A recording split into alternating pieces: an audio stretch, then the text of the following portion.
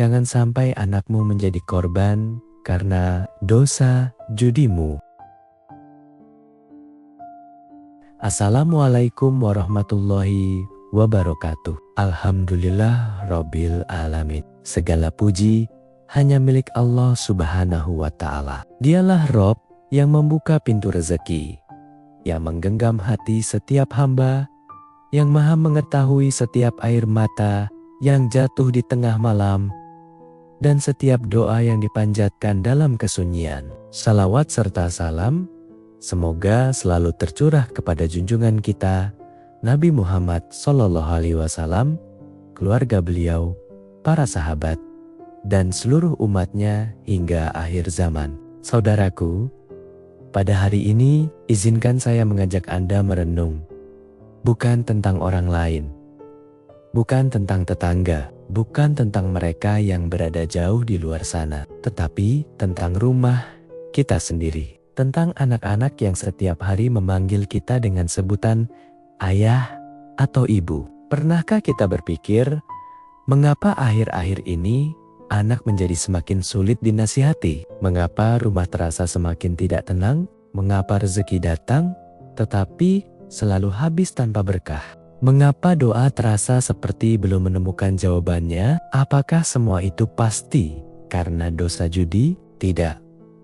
Kita tidak boleh memastikan sebab musibah tertentu berasal dari dosa tertentu, karena hanya Allah yang mengetahui hikmah di balik setiap ujian. Namun satu hal yang pasti, Allah telah mengharamkan judi. Dan ketika seseorang terus-menerus menekuni sesuatu yang Allah haramkan, dosa itu dapat membawa kerusakan yang nyata dalam hidupnya. Merusak iman, menghancurkan ekonomi, memutus kepercayaan keluarga, dan meninggalkan luka yang mendalam pada anak-anak. Mungkin saat ini Anda sedang mendengarkan kajian ini sendirian. Mungkin sambil bekerja, mungkin di dalam mobil, mungkin sebelum tidur, tetapi saya mohon, jangan buru-buru menutup video ini. Karena siapa tahu, kajian kali ini menjadi sebab Allah mengetuk hati kita sebelum terlambat. Karena bisa jadi anak-anak tidak sedang menangisi kurangnya harta. Mereka sedang menangisi hilangnya sosok ayah yang tubuhnya ada di rumah, tetapi pikirannya selalu berada di meja perjudian. Hari ini, mari kita berbicara dengan jujur tentang sebuah dosa yang sering dianggap hanya urusan pribadi. Padahal, korban terbesarnya seringkali adalah keluarga, terutama anak-anak yang tidak pernah memilih dilahirkan dalam keadaan itu.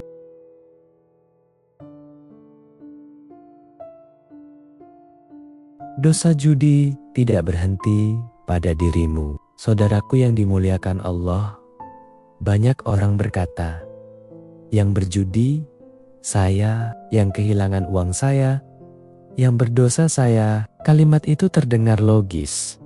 Tetapi benarkah demikian? Islam mengajarkan bahwa setiap amal memiliki dampak yang bisa menjalar kepada orang lain. Ketika seorang ayah berjudi, bukan hanya dirinya yang terluka, rumah ikut terluka, istri ikut terluka, dan anak-anak ikut merasakan akibatnya. Allah Subhanahu wa Ta'ala berfirman bahwa khamr dan judi termasuk perbuatan keji dari pekerjaan setan, dan Allah memerintahkan kaum beriman agar menjauhinya supaya memperoleh keberuntungan. Mengapa Allah menggunakan kata jauhilah? Karena sesuatu yang sangat berbahaya bukan hanya dilarang dilakukan, tetapi juga diperintahkan untuk tidak didekati.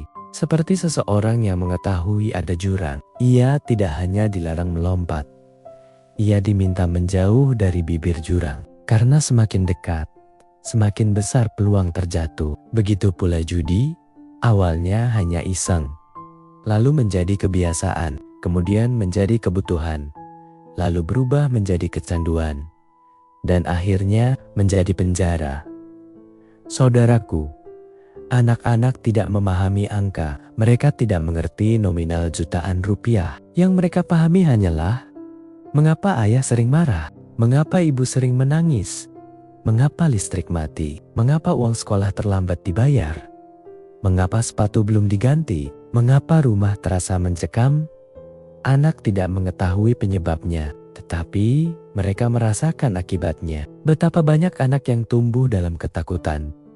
Bukan karena perang, tetapi karena setiap malam mendengar pertengkaran orang tuanya. Betapa banyak anak kehilangan rasa percaya diri. Bukan karena tidak pintar, tetapi karena sejak kecil melihat ayahnya lebih mencintai judi daripada keluarganya. Bayangkan, seorang anak menunggu ayahnya pulang. Ia membawa gambar hasil mewarnai di sekolah. Ia ingin berkata, "Ayah, lihat gambarku." Tetapi sang ayah pulang dengan wajah kusut. Karena kalah berjudi, tanpa melihat gambar itu. Ayah membentak. Anak terdiam. Kertas gambar diremas perlahan. Ia masuk kamar, menangis tanpa suara. Ayah mungkin lupa kejadian itu. Tetapi anak bisa mengingatnya seumur hidup. Begitulah luka batin sering terbentuk. Bukan oleh satu peristiwa besar, tetapi oleh luka-luka kecil yang terus berulang. Saudaraku, setiap rupiah yang dihamburkan untuk berjudi adalah rupiah yang tidak lagi dipakai untuk memberi manfaat kepada keluarga. Bisa jadi uang itu seharusnya menjadi buku sekolah, menjadi biaya berobat, menjadi makanan bergizi, menjadi tabungan pendidikan. Ketika uang habis karena judi, bukan hanya dompet yang kosong, kepercayaan keluarga pun ikut terkikis. Yang lebih berbahaya lagi, anak belajar bukan hanya dari nasihat, tetapi dari contoh. Jika setiap hari ia melihat ayah mencari jalan pintas untuk memperoleh uang, maka tanpa disadari ia bisa tumbuh dengan keyakinan bahwa kesuksesan tidak perlu diraih dengan kerja keras. Padahal Islam mengajarkan kemuliaan melalui usaha yang halal, kesabaran, dan tawakal. Karena itu, meninggalkan judi bukan hanya menyelamatkan diri sendiri, tetapi juga memberi teladan yang baik bagi anak-anak. Saudaraku, mungkin hari ini masih ada kesempatan. Mungkin anak-anak masih kecil. Mungkin mereka masih memeluk kita setiap pulang. Jangan tunggu sampai mereka dewasa, lalu berkata, "Dulu yang paling kami inginkan bukan mainan mahal. Kami hanya ingin ayah benar-benar hadir." Kalimat seperti itu terlalu mahal untuk didengar ketika semuanya sudah terlambat. Tangisan ibu yang tak terdengar, luka anak yang tak terlihat. Saudaraku yang dirahmati Allah, mari kita lanjutkan renungan ini. Tadi kita telah berbicara tentang bagaimana dosa judi tidak berhenti pada diri pelakunya. Kini, mari kita masuk lebih dalam ke ruang yang jarang dilihat orang. Ruang yang tidak pernah muncul di media sosial. Ruang yang tidak pernah diketahui tetangga, yaitu tangisan seorang istri dan luka seorang anak yang lahir karena kebiasaan berjudi. Saudaraku, di luar sana mungkin ada seseorang yang masih menganggap judi hanyalah permainan.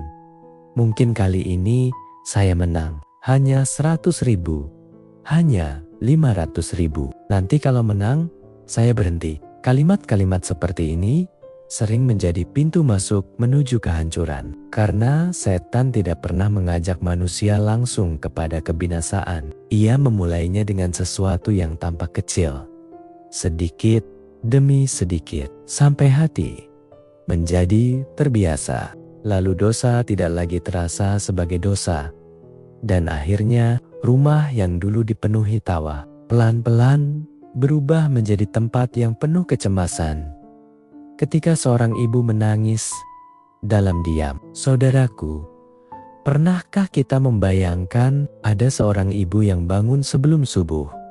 Ia memasak, mencuci pakaian, menyiapkan bekal sekolah anak-anak. Ia menghemat setiap rupiah agar cukup sampai akhir bulan. Namun, sore harinya, ia mengetahui bahwa uang yang dikumpulkan dengan susah payah telah habis karena judi. Bayangkan bagaimana hatinya. Ia ingin marah, tetapi takut anak-anak mendengar. Ia ingin menangis, tetapi tidak ingin membuat anak-anak ikut sedih. Akhirnya, ia menangis sendirian, di dapur, di kamar mandi, di atas sajadah, sambil berdoa, "Ya Allah, lembutkan hati suamiku." Tangisan itu mungkin tidak terdengar manusia, tetapi Allah Maha mendengar. Betapa banyak doa seorang istri yang dipanjatkan pada sepertiga malam, bukan meminta rumah mewah, bukan meminta mobil baru, ia hanya meminta satu hal. Ya Allah, jauhkan suamiku dari judi. Anak selalu merasakan apa yang orang tuanya sembunyikan. Saudaraku, ada orang tua yang berkata, kami bertengkar saat anak-anak tidur. Kami menyembunyikan semuanya. Tetapi ketahuilah, anak memiliki hati yang sangat peka. Mereka mungkin tidak mengetahui penyebabnya, tetapi mereka merasakan suasananya. Mereka melihat ibunya sering melamun, melihat ayahnya mudah tersulut emosi, mendengar nada bicara yang berubah, melihat pintu dibanting, melihat wajah-wajah yang tidak lagi dipenuhi ketenangan. Semua itu terekam dalam hati mereka dan tanpa disadari membentuk cara mereka memandang kehidupan. Judi menghilangkan keberkahan rezeki. Saudaraku, Islam mengajarkan bahwa rezeki bukan hanya soal banyak atau sedikit, tetapi juga tentang keberkahannya. Ada orang yang penghasilannya sederhana, namun keluarganya harmonis. Anak-anaknya tumbuh dalam kasih sayang. Rumahnya dipenuhi ketenangan. Sebaliknya, ada yang berpenghasilan besar, namun selalu merasa kurang. Pengeluaran datang silih berganti. Masalah tidak pernah selesai. Hubungan keluarga renggang, ketenangan sulit dirasakan. Kita tidak boleh menyimpulkan bahwa setiap kesulitan pasti akibat dosa tertentu. Namun kita juga tidak boleh meremehkan dampak maksiat. Judi adalah perbuatan yang Allah haramkan, dan setiap kemaksiatan dapat menjadi sebab hilangnya keberkahan dalam hidup apabila tidak segera ditaubati. Karena keberkahan bukan sekadar angka di rekening. Keberkahan adalah ketika rezeki yang sedikit terasa cukup. Keberkahan adalah ketika anak-anak tumbuh dalam suasana penuh cinta. Keberkahan adalah ketika rumah menjadi tempat paling nyaman untuk pulang. Anak lebih membutuhkan kehadiran daripada kemewahan. Saudaraku, seringkali seorang ayah berkata, "Aku berjudi supaya dapat uang lebih banyak." Padahal yang dibutuhkan anak bukanlah uang hasil perjudian. Yang mereka butuhkan adalah ayah yang hadir, ayah yang menemani belajar, ayah yang mengajarkan sholat, ayah yang mengusap kepala mereka dengan kasih sayang, ayah yang mengajak mereka ke masjid, ayah yang berkata, "Nak, mari kita belajar Al-Quran bersama." Bayangkan dua pemandangan yang sangat berbeda. Pemandangan pertama, seorang ayah duduk berjam-jam menatap layar judi, sementara anaknya duduk sendirian mengerjakan PR. Sesekali ia menoleh, berharap ayahnya melihat, tetapi ayahnya bahkan tidak menyadari bahwa anak itu sedang membutuhkan bantuan. Pemandangan kedua, ayah mematikan ponsel, duduk di samping anaknya, mendengarkan cerita sekolahnya, membantu mengerjakan tugas, lalu bersama-sama sholat berjamaah. Menurut Anda, kenangan mana yang akan terus hidup di hati anak hingga dewasa? Setan tidak hanya mengambil uangmu. Saudaraku, jangan pernah berpikir bahwa yang hilang karena judi hanyalah uang. Setan ingin mengambil lebih dari itu. Ia ingin mengambil ketenangan rumah, kepercayaan pasangan, rasa hormat anak, semangat bekerja, kekhusyukan, ibadah, dan perlahan-lahan menjauhkan hati dari Allah. Ketika seseorang sudah tenggelam dalam perjudian, seringkali pikirannya hanya dipenuhi satu pertanyaan. Bagaimana cara balik modal? Lalu ia lupa bertanya, bagaimana keadaan anakku hari ini? Sudahkah aku menjadi ayah yang baik? Sudahkah aku mengajarkan sholat kepada mereka? Inilah jebakan yang sangat halus. Seseorang merasa sedang mengejar kemenangan, padahal yang sedang ia kejar hanyalah fata morgana. Masih ada jalan pulang, saudaraku.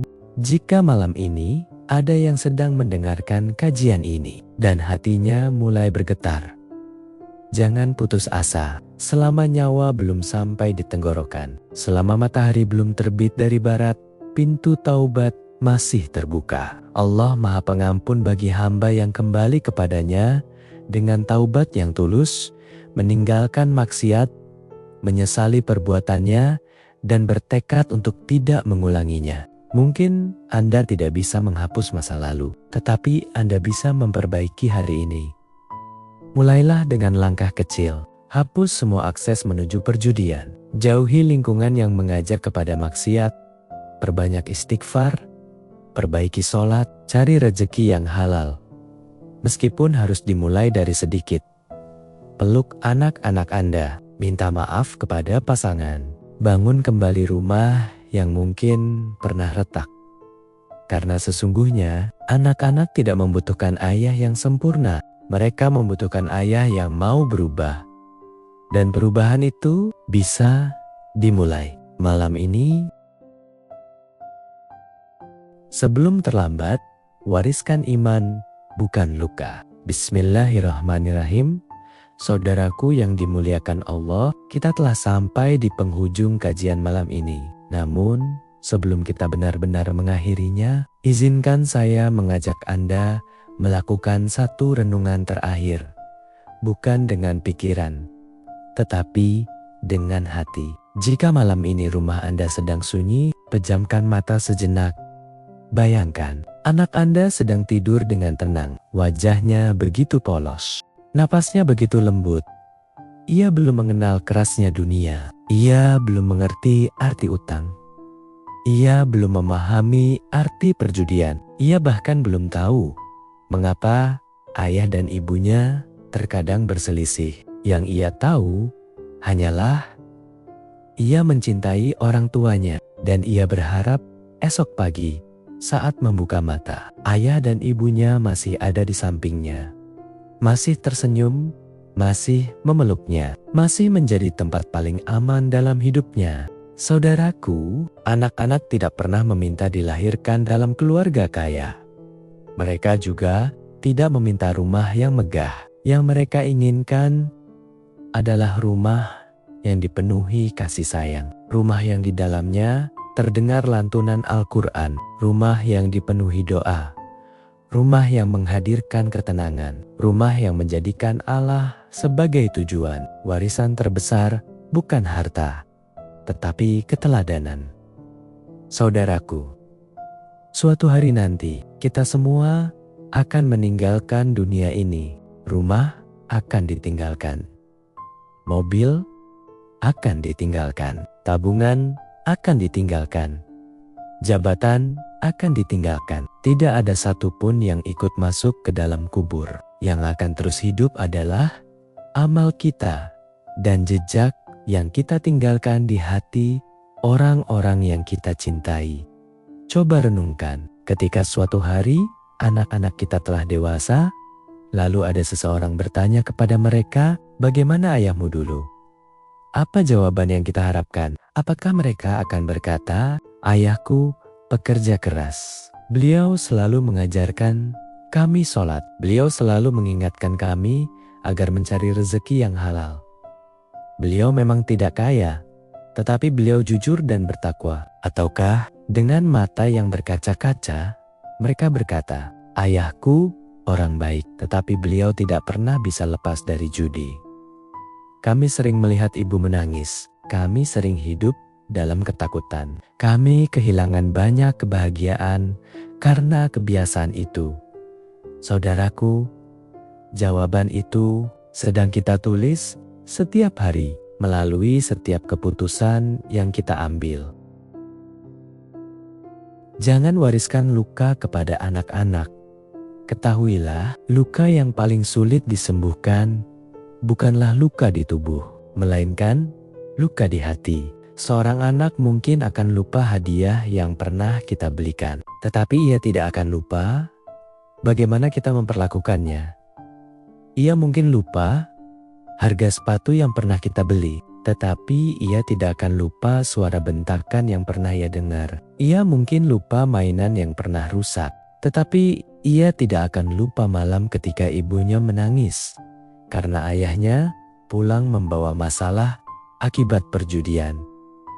Karena itu, jika hari ini Allah masih memberikan kesempatan hidup, gunakan kesempatan itu untuk berubah.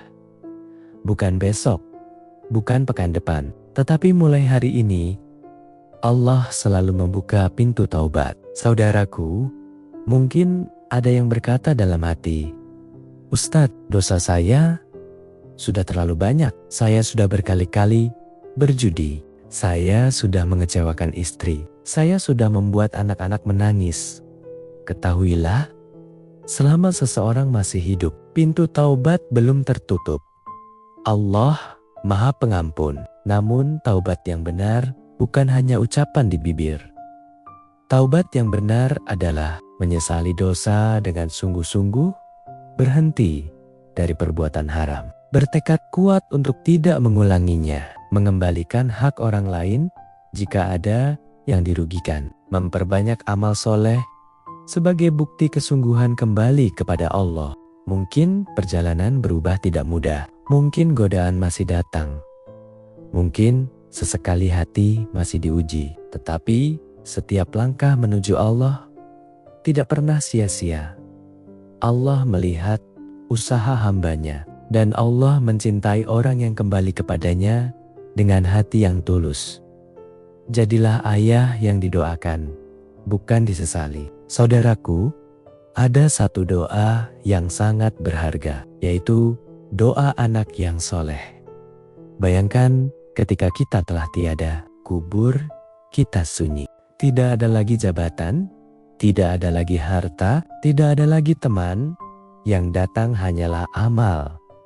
Lalu di suatu malam, anak kita mengangkat kedua tangannya, "Ya Allah, ampunilah ayahku, lapangkan kuburnya, terangi alam kuburnya, masukkan ayahku ke dalam surgamu." Bukankah itu lebih berharga daripada seluruh kemenangan palsu yang pernah dijanjikan oleh judi? Karena kemenangan di dunia hanyalah sementara, sedangkan keselamatan di akhirat adalah kemenangan yang sesungguhnya.